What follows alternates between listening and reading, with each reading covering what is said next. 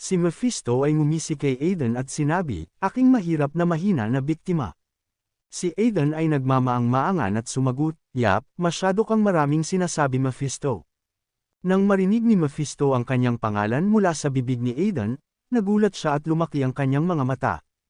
"Paano mo nalaman ang pangalan ko?"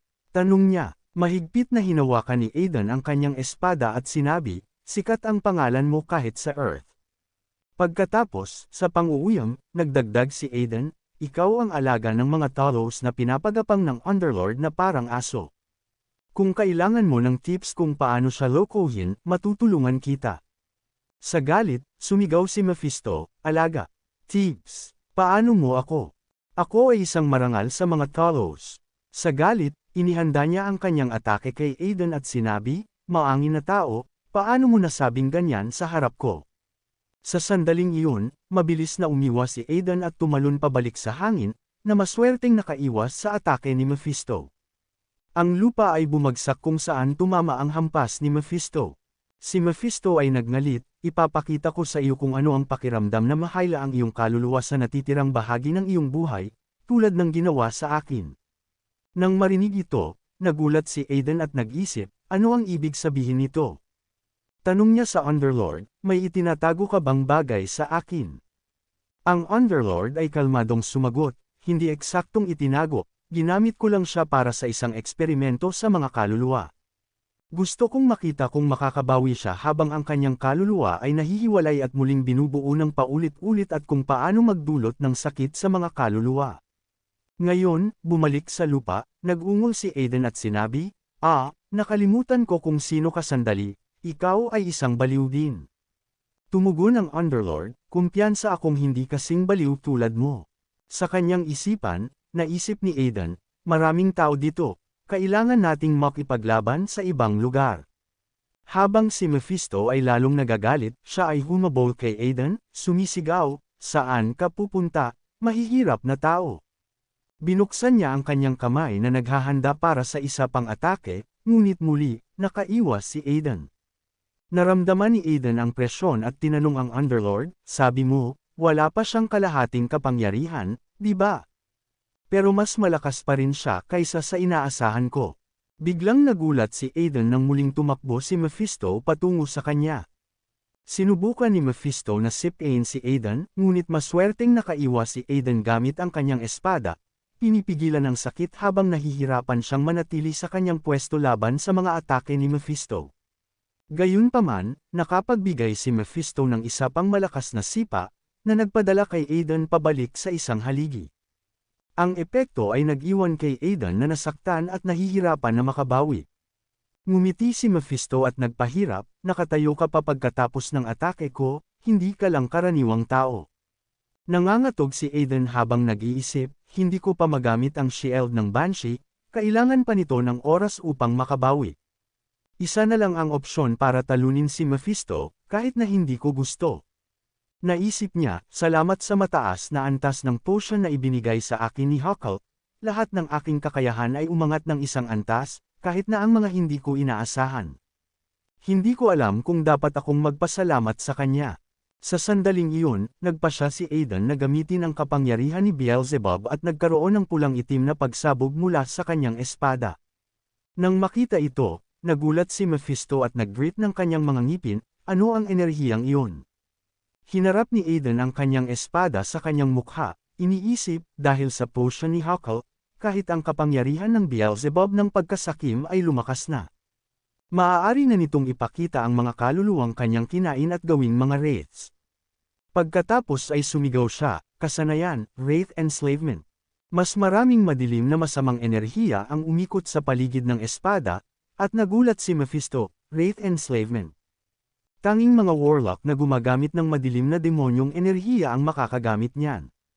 Paano mo nagagamit ang kapangyarihang iyon?" Sa sandaling iyon, isang mataas na troll ang lumitaw mula sa espada ni Beelzebub, at tumayo sa harapan ni Mephisto. Tinutukoy si Aiden, "Master, ibigay mo ang iyong mga utos." Ngumiti si Aiden at sinabi, "Magsisimula na ang tunay na laban ngayon." Sinabihan ni Aiden si Mephisto, "Ikaw ay unang test subject lang ng Underlord." Sa galit, sumigaw si Mephisto, "Ikaw, anak ng isang, ipapakita ko sa iyo kung ano ang tunay na impyerno. Ang eksena ay lumipat kay Ellis na pumasok sa isa pang mundo para sa kanyang seremonya ng paggising. Nang siya ay pumasok sa kakaibang mystical na mundo, siya ay nabigla sa kagandahan sa paligid niya. Sa malapad na mga mata, tanong niya, nasaan ako? Nakatingin sa nakakamanghang tanawin, sumigaw si Ellis na may kasiyahan, ang ganda. Bigla, may isang figure na lumitaw. Nakasuot siya ng balabal at tamad na sincratch ang kanyang tainga gamit ang isang daliri. Matagal na akong hindi nakakakita ng tao, sabi niya. Kailangan kong bumalik sa pagtulog, kaya tanggapin mo na lang ang banal na kapangyarihan at umalis. Ang taong ito ay ang pangunahing Diyos ng banal na Trinidad mula sa dakilang kaayusan ng Holy Fire Order, ang Panginoon ng Holy Fire Order mismo. Walang takot si Ellis sa presensya ng Diyos, itinuturo siya at nagtanong, Uncle Diyos ka ba? Ang Diyos ng Holy Fire Order ay tuluyang nagulat sa kanyang pabirong saloobin. Anong tiyuhin, at paano mo ako tinuturo? Si Ellis, naabala sa kanyang kasiyahan, ay tumugon na may ngiti, alam mo ba kung gaano kahirap ang buhay ko dahil sa iyo? Kaya kailangan mo akong bayaran na may interes. Nagulat ang Diyos ng Holy Fire Order at nag-isip, anong tapang ng batang ito na hilingin sa isang Diyos na bayaran siya. Dumadaloy ang pawis sa kanyang mukha habang nagtataka siya, anong klase ng matapang na bata ito? May mga masamang impluwensya ba sa kanyang buhay? Pagkatapos, may ngiti sa kanyang mukha, naisip niya, pero sa kabila nito, tamang-tama ang oras. Naboboring ako, habang tinitingnan si Ellis na may kasiyahan, sabi niya, sige, babayaran kita para sa buhay na ito at sa iyong nakaraang buhay. Laking gulat ni Ellis nang marinig ang nakaraang buhay. Anong ibig mong sabihin sa nakaraang buhay? Ipinaliwanag ng Diyos. Ikaw ay isang bata na ang kapalaran ay binago ng isang tao na nawalan din ng sariling kapalaran. Umaasa akong magiging iba ang iyong paglalakbay sa pagkakataong ito, at sabik akong maghintay sa iyong bagong tadhana. Lumipat ang eksena kay Aidan, kung saan inutusan niya ang mataas na troll na patayin si Mephisto. Ang mataas na troll na may hawak na tungkod ay nagpakawala ng isang makapangyarihang spell ng apoy. Umungol ang troll habang sumiklab ang mga apoy patungo kay Mephisto, pero nakaiwas si Mephisto sa atake sa pamamagitan ng paglipad sa hangin. Nagalit ang mataas na troll sa malapit na pagsablay, nagngalit ito. Si Mephisto, na nakabitin sa hangin, ay biglang lumipad ng tuwid patungo sa troll na may matinding determinasyon. Si Mephisto, na nagngangalit at nanginginig sa pawis, ay sumugod sa mataas na troll. Nakakainis. Paano mo nagagawang gumamit ng magic ng apoy laban sa akin? Wala kang halaga kumpara sa kanya. Ang bulyo nito, halatang nagagalit sa panghihimasok ng troll. Sa sandaling iyon, tahimik na gumalaw si Aidan sa likod nito, handang umatake. Habang ngumiti si Aidan at sumigaw, paano ka nagagambala ng isang mataas na troll, test subject 1. Nagngalit si Mephisto sa galit. Shit, nakalimutan kong nandito pa siya. Naisip ni Mephisto, pero huli na ang lahat. Ang espada ni Aidan ay sumaksak ng malalim sa likod ni Mephisto, pinutol ang isa sa kanyang mga braso at isang pakpak. Sumigaw si Mephisto sa sakit habang ang lakas ng atake ay nagpadapa sa kanya pabalik, bumangga siya sa isang pader. Dahan-dahan siyang bumagsak sa lupa. Tumingin si Aidan sa alikabok na bumabagsak sa harapan niya, hindi makakita ng malinaw. Nakangiti, tinukso niya, talaga bang iniisip mong kaya mong harapin ako habang nagagambala ng isang mataas na troll? Si Mephisto, nanginginig at nahihirapang bumangon, ay inilapat ang kanyang kamay sa lupa, may galit na nag-aalab sa kanyang mga mata, at nagngalit, paano mo magagawang gawin ito sa akin? Ang mga magaganda kong pakpak at ang aking braso. Ang kanyang mga mata ay kumikislap sa galit. Hindi kita kailanman mapapatawad, wala kang halaga. Para lalong tawanan si Mephisto, ngumiti si Aidan, test subject 1, bakit hindi mo tanungin ang Underlord para sa bagong mga pakpak at mga braso? Baka bigyan kanya ng cute na mga pakpak ng anghel sa pagkakataong ito. Huminto siya saglit bago dagdagan ng malamig, hintayin mo, hindi iyon mangyayari. Sa sandaling iyon, ang mataas na troll ay lumitaw sa likod ni Mephisto, handang magpakawala ng isa pang spell ng apoy. Nakita ni Mephisto ang troll sa likod niya at nagngalit ang kanyang mga ngipin habang ang pawis ay dumadaloy sa kanyang mukha. Ngumiti si Aidan, at dagdag pa niya, mamamatay ka na dito. Biglang nagliyab ang buong lugar habang ang troll ay nagcast ng magic ng apoy. Umusbong ang mga apoy sa lahat ng dako, nilamon ang espasyo. Si Aidan, nakatayo sa harap ng nag-aapoy, isang maliit na ngiti na lumabas sa kanyang mukha habang sinabi sa Underlord, ikinalulungkot ko, pero mukhang kailangan mo ng bagong test subject. Tugon ng Underlord ng kalmado, dapat kang mag-alala tungkol sa iyong sarili muna. Ang test subject ko ay hindi basta-basta mamamatay. Mula sa naglalagablab na apoy, sumulpat si Mephisto, ang kanyang mga pakpak at braso ay ganap na naibalik. Si Aidan, nagulat, ay nakatingin sa hindi makapaniwalang tanawin habang ang pawis ay dumadaloy mula sa kanyang mukha. Alam kong mataas ang ranggo ng Talos, pero paano siya nabuhay pagkatapos ng apoy? At ang kanyang mga pakpak at braso, paano sila agad na nakabawi? Nagngalit ang Underlord at sumagot, iba si Mephisto sa ibang Talos. Ang dahilan kung bakit siya naging mataas na ranggo ay dahil siya ang may pinakamataas na tibay sa kanila. Hindi siya naapektuhan ng apoy. Sa sandaling iyon, nagpakita si Mephisto ng isang baliw na ngiti habang tinitingnan ang kanyang mga walang sugat na braso. Naguluhan si Aidan at tinanong, bakit hindi nag-work ang apoy? Pero tiyak na natatakot siya sa apoy. Tumango ang Underlord, oo, natatakot siya sa apoy, pero dahil ako ang nag-experiment sa kanya. Pinilit ko siyang bumuo ng resistensya dito. Pinahintulutan ko pa siyang tiisin ang pinakamainit na apoy ng impyerno at nakaligtas siya. Kaya ikaw ang dahilan kung bakit hindi siya namatay sa apoy. Sabi ni Aidan. Umangat si Mephisto ng kanyang mga pakpak at ngumiti ng baliw, hindi gagana ang mga maliit mong trick sa akin, tao. Nakikita mo ba ang pagkakaiba sa pagitan natin ngayon? Bumaling ang Underlord kay Aidan, mayroon ka bang ibang plano? Mahigpit na hinawakan ni Aidan ang kanyang espada, may pag-aalala sa kanyang mga mata. Hindi ako sigurado, hindi ko alam kung kaya ko siyang talunin. Nanganganinag, umusag si Aidan, pero hindi ko siya papayagang saktan ang mga walang kalaban-laban. Sabay na umungal sina Aidan at Mephisto habang sila ay sumugod sa isa't isa. Ang kanilang mga atake ay nagbanggaan na may napakalakas na tunog, nagpapalipad ng alikabok at mga debris sa lahat ng direksyon. Ang lupa sa ilalim nila ay sumabog mula sa impact.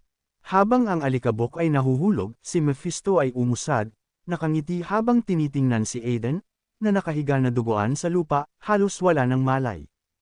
Mas malakas ka kaysa sa iba, ang pang-aasar ni Mephisto, pero wala ka pa ring laban sa akin. Mulat ng bahagya ang mga mata ni Aidan. Tulad ng dati, naisip niya. Nawala na ang aking mga kapangyarihan. Matutulog na naman ako.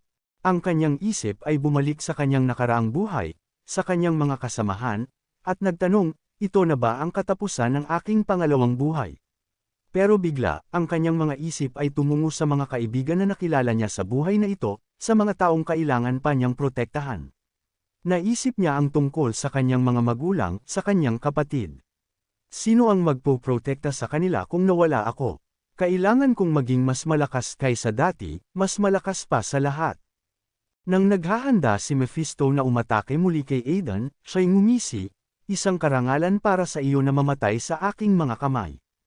Nang makita ang pag-atake, naisip ni Aidan, mamamatay na naman ako. Isinara niya ang kanyang mga mata, tinanggap ang kanyang kapalaran.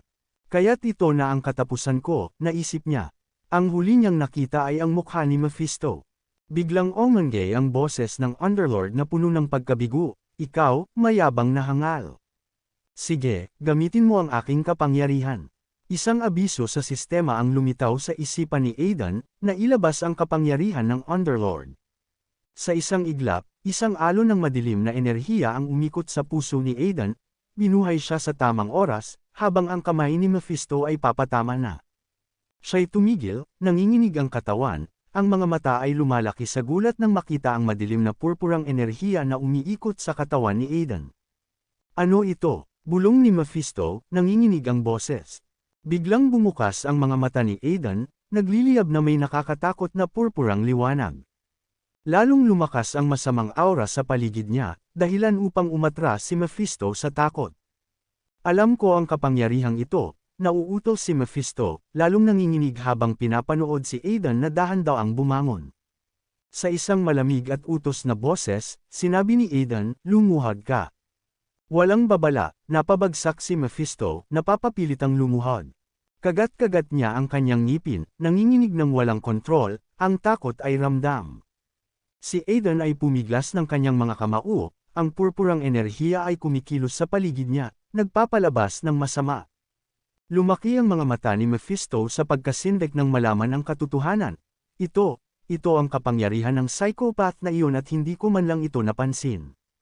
Habang nananatiling nakaluhod, ibinaba ni Mephisto ang kanyang ulo, ang boses ay puno ng takot, binabati ko ang Underlord.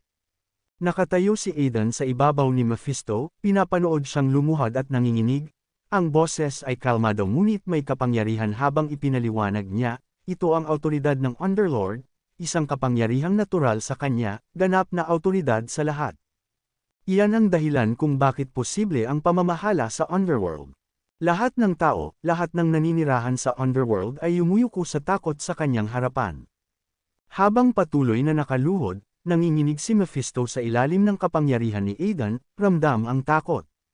Ngumiti si Aidan ng bahagya, tinutukoy ang Underlord sa kanyang isip, ang autoridad na ito, mas makapangyarihan pa kaysa sa inaasahan ko. Tumawa ang Underlord, ang tono ay puno ng pagmamalaki, kaya't sa wakas ay napagtanto mo ang kadakilaan ng makapangyarihang ako.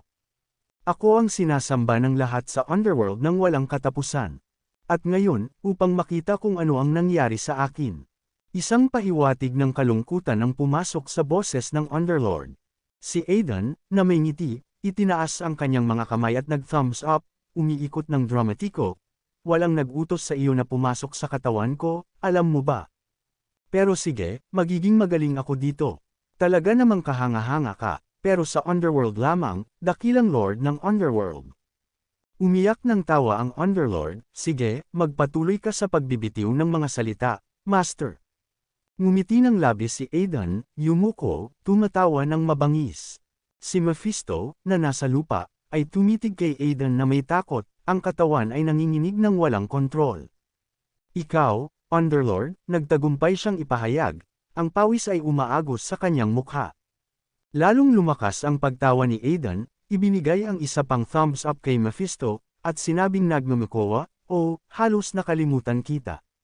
Talagang naiirita ako ngayon at lahat ng ito ay dahil sa iyo. Kaya paano kung pumunta ka rito at tulungan akong magpahinga? Ang mga mata ni Mephisto ay lumaki sa takot, naging itim na itim habang ang takot ay pumuno sa kanya. Wala na akong pag-asa. Sa sandaling iyon, lumitaw si Ellis mula sa altar, narinig ang boses ni Aidan, agad siyang nakilala at nagsimulang tumakbo patungo sa kanya. Aidan, sigaw niya, ang boses ay puno ng kagalakan at pananabik, ngunit sa sandaling makita ni Ellis si Aidan, siya'y tumigil sa gulat, ang mga mata ay lumalaki at pawis ay umaagos sa kanyang mukha. Si Mephisto ay nanginginig sa lupa, may nakabara sa kanyang bibig habang si Aidan ay nakatayo sa ibabaw niya. Aidan, ano ang ginagawa mo? Tanong ni Ellis, ang boses ay puno ng pagdududa. Humarap si Aidan sa kanya na may maliwanag ng ngiti, kumaway ng masaya, hey, Ellis. Mukhang maayos ang seremonya ng awakening, di ba? Lumapit si Aidan kay Ellis, ang kamay ay nakapasok sa kanyang bulsa, ngumingiti. Nakakuha ka ba ng magandang tingin sa mukha ng Diyos? Tanong niya na may saya. Si Ellis ay nagkusa ng kanyang kamao sa kasiyahan habang siya'y lumalapit, oo, pero yung weird na tao ay hindi nagbigay sa akin ng kahit ano. Patuloy lang siyang nagniningning at umuwi akong walang dala. Lumipat ang atensyon ni Ellis kay Mephisto na nanginginig sa lupa. Ay, parang malaking paniki siya, tanong niya, nakayuko. Mukhang nasaktan. Ang katawan ni Mephisto ay basang-basa ng pawis, ang mukha ay nakatalikod, sinusubukang itago. Tumawa si Aidan, tumingin kay Mephisto, oo, siya'y alaga ng kaibigan ko. Nagtaka si Ellis, alaga. Ano? Ngumiti si Aidan, tumuturo sa itaas. Naglaro kami ng masyado kaya siya'y medyo pagod. Ngayon ay nagpapahinga. Si Mephisto, halos hindi makapagsalita, ay sumisigaw, iligtas mo ako, pakiusap. Biglang yumangay ang boses ng Underlord, tumatawa, kaya't sinasabi mo sa kanya na naglalaro ka lang sa kanya. Kanina, inutusan mo siyang iangat ang kanyang mga binti sa hangin at nag-e-enjoy, di ba? Huminga ng malalim si Aidan, sinusubukang manatiling kalmado. Teka, hindi ko siya masabi ang totoo, alam mo yan. Umupo si Ellis sa tabi ni Mephisto, tinitingnan siya ng may pag-aalala. Siyang mahirap na paniki, nagkaroon ka ba ng mahirap na panahon? Maingat niyang pinatpat ang ulo ni Mephisto, sabay sabing mahina, magaling na trabaho, buddy. Sa sandaling humaplos ang kanyang kamay kay Mephisto, biglang sumiklab ang apoy sa buong katawan nito. Naghiyaw si Ellis, hinayla ang kanyang kamay pabalik sa gulat. Mephisto, itigil mo ang pagsubok sa apoy. Patawad sa lahat. Ang mga mata ni Aidan ay lumaki. Kapwa naguguluhan at nagulat, yung apoy, mga banal na kapangyarihan, naisip niya. Si Ellis, talagang nagising na siya. Siya'y naging santo. Kinuha ni Aidan ang kanyang espada, ang ekspresyon ay seryoso habang tinawag niya, Ellis, isara mo ang iyong mga mata. Si Mephisto, naganap ng nasusunog sa apoy, ay pulang-pula sa pagdurusa. Habang si Aidan ay nakatayo sa harap niya, naghahanda na tapusin ito, ang itim na espada ng Beelzebub ay kumikislap sa madilim na nakababahalang enerhiya. Paalam, Mephisto, bulong ni Aidan habang ang umiikot na pulang itim na aura ay dumadaloy mula sa espada. Beelzebub, lamunin mo siya. Nakita ni Mephisto ang espada ng Beelzebub, lumawak ang kanyang mga mata sa takot. Hindi, imposible. Pati ba naman ang Beelzebub, ang monarko ng kasakiman, ay narito rin. Sa loob lamang ng ilang segundo, tinupok ng madilim na kapangyarihan ng espada si Mephisto, ang kanyang katawan ay naglaho sa kawalang hanggan. Si Ellis, na nakatayo sa likod ni Aidan na may mga kamay na nakatikip sa kanyang mga mata, ay hindi pa rin alam ang nangyari. Si Aidan, basang-basa ng pawis, ay huminga ng malalim. Tapos na, bulong niya, ngunit bago siya makapagpatuloy, kumabog ang kanyang paningin at siya ay bumagsak sa lupa, ang kanyang katawan ay ganap na nanghina.